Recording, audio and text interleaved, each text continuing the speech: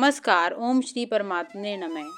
न हि कश्चित् क्षणमपि जातु तिष्ठति अकरम कृत कार्यते ही अवश्य करम सर्वै प्रकृति जैर्गुणैः। इस श्लोक में भगवान श्री कृष्ण अर्जुन से कहते हैं, इस संसार में कोई भी मनुष्य एक क्षण के लिए भी अकर्मा नहीं रह सकता। सभी मनुष्य प्रकृति द्वारा उत्पन्न 3 गुणों सत्व रजस तमस के कारण उसी प्रकार के कर्म करने के लिए विवश होते हैं। भगवान कृष्ण के कहने का अभिप्राय है कि कर्म का संबंध केवल व्यावसायिक कार्य करने से नहीं है। कुछ लोग व्यावसायिक कार्य करना छोड़कर समझते हैं कि वे कर्म नहीं कर रहे, किंतु भगवान कृष्ण कहते हैं कि मनुष्य के शरीर मन वाणी द्वारा किए गए सभी कार्य कर्म ही कहलाते हैं। भगवान अर्जुन को कहते हैं कि मनुष्य के लिए एक पल के लिए भी निष्क्रिय रहना संभव नहीं है। यदि मनुष्य बैठा है या लेटा है तो यह भी एक क्रिया है।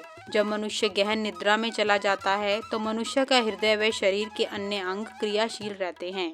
इस प्रकार किसी भी मनुष्य के लिए पूर्णतः अकर्मा रहना संभव ही नहीं है।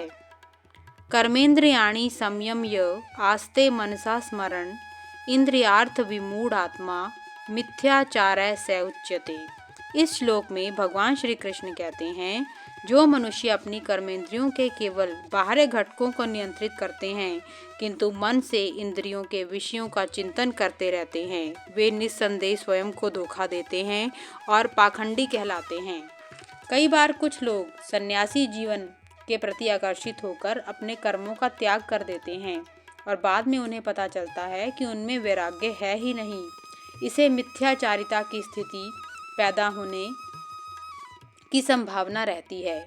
कुछ लोग बाहर से अध्यात्मवादी होने का ढोंग करते हैं और निकृष्ट मनोभावों के साथ अधम उद्देश्यों के लिए जीवन व्यतीत करते हैं।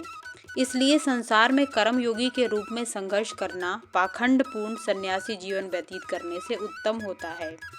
अपरिपक्व अवस्था में संन्यास लेने पर अपने जीवन की समस्या से भागकर आत्मा की प्रगति नहीं होती।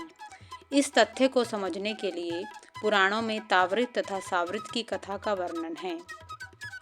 दोनों भाई घर से भागवत की कथा सुनने मंदिर जा रहे थे।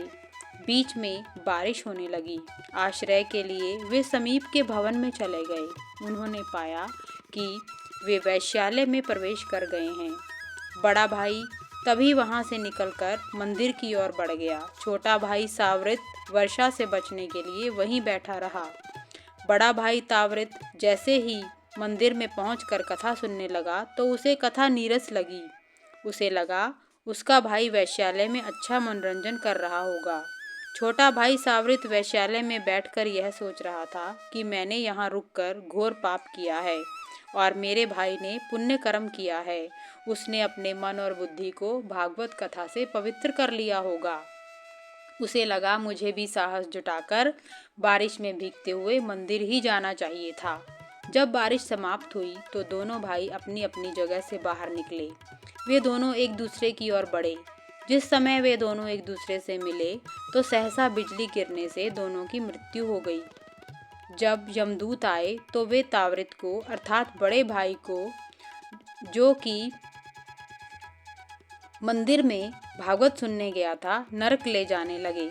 तो वह बोला, तुम लोगों से अवश्य ही कोई भूल हुई है।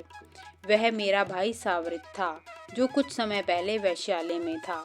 तुम्हें उसे नरक ले जाना चाहिए। यमदूत ने कहा कि तुम्हारा भाई वैश्यालय में अवश्य बैठा था किंतु उसका मन भागवत प्रवचन सुनने में था।